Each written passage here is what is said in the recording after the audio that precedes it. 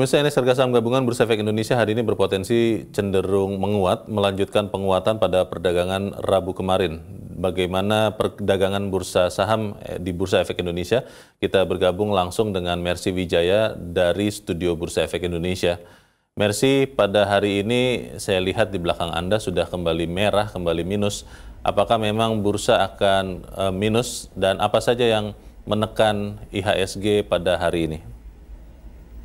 Ya, Leo dan pemirsa, kalau kami pantau pergerakan IHSG pagi hari ini memang cukup fluktuatif. Tadi sempat menguat sesuai dengan prediksi analis yang memperkirakan bahwa IHSG akan menguat terbatas antara 7.035 sampai 7.100. Namun kami memantau pergerakan indeks harga saham gabungan hari ini diberatkan oleh saham sektor teknologi, terutama saham Gojek Tokopedia yang pagi hari ini sudah kena auto reject bawah atau melemah sampai 6,6%. Dan kita bisa lihat indeks harga saham gabungan pun melemah 0,28% di level 7.063 karena turunnya saham-saham sektor teknologi meskipun ada beberapa sektor yang menguat signifikan seperti saham sektor energi dan juga saham sektor industrial yang menguat 0,8 sampai 0,9% pagi hari ini. Pergerakan indeks harga saham gabungan, Leo dan pemirsa, ini berbeda dengan tren pergerakan saham global, yang mana indeks harga saham global ini menguat signifikan setelah malam kemarin Gubernur Bank Sentral Amerika Serikat Jerome Powell memberikan kepastian bahwa pada bulan Desember ini The Fed akan mulai mengurangi kecepatan kenaikan suku bunga atau mulai akan mengerem kenaikan suku bunga acuan Bank Sentral Amerika Serikat.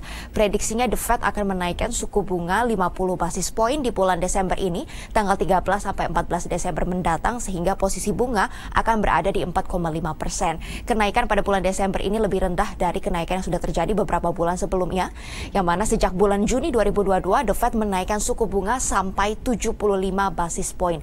Leo dan pemirsa, sehingga ini menjadi direspon positif oleh pelaku pasar, sehingga kalau kita lihat indeks utama di kawasan Amerika Serikat, indeks Dow Jones menguat 2%, S&P 500 ini juga naik 3%, dan indeks Nasdaq Composite menguat signifikan sampai 4,4%. Di kawasan Eropa juga terjadi penguatan, di mana indeks di London, Inggris, FTSE 100 ini menguat 0,8%, The DAX di Jerman naik 0,29%. Selain karena sentimen positif The Fed yang mulai akan mengurangi kecepatan kenaikan suku bunga, ada juga data inflasi di zona euro pada bulan November 2022 yang sudah mulai mereda di kawasan zona euro, Leo dan pemirsa, yang mana pada bulan Oktober sebelumnya terjadi kenaikan yang signifikan pada inflasi zona euro mencapai 10,6% tahunan, dan pada bulan November ini melandai inflasinya ke level 10%. Dan indeks Asia juga kami pantau mengalami penguatan serupa, Leo. Indeks Nikkei Jepang naik 1,1%, indeks Hang Seng Hong Kong 3,3%, ini penguatannya, dan juga indeks Retam Singapura naik 0,5%. Hari ini di kawasan Asia, pelaku pasar menunggu rilis data kinerja manufaktur beberapa negara, di antaranya adalah Tiongkok yang beberapa saat lagi akan mengumumkan Caixin Manufacturing PMI, yang diperkirakan kinerja manufakturnya ini mungkin akan kembali terkontraksi pada bulan November ini di angka 48,9.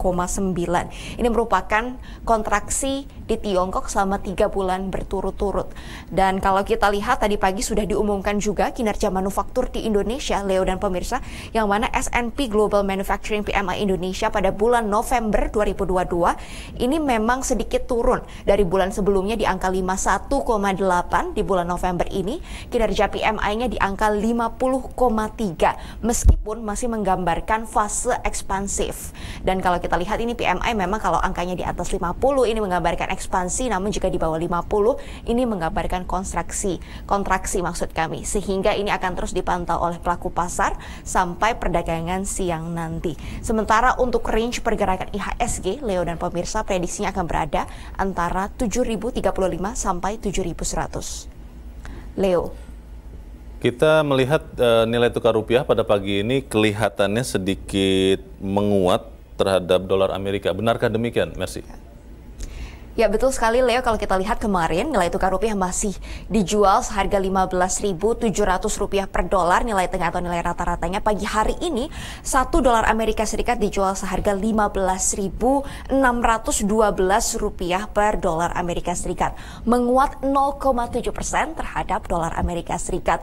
Dan kinerja dari dolar Amerika Serikat sendiri Leo ini memang melemah 0,2 sampai 0,3%. Kemarin posisi dolar indeks di angka 106, pagi hari ini turun ke angka 105 setelah adanya pernyataan dari Gubernur The Fed Jerome Powell bahwa kenaikan suku bunga ini akan mulai melambat di bulan Desember 2022. Dan ini juga mempengaruhi kinerja harga sejumlah komoditas karena pelemahan dari dolar indeks, maka harga emas ini menguat signifikan lebih dari 1%.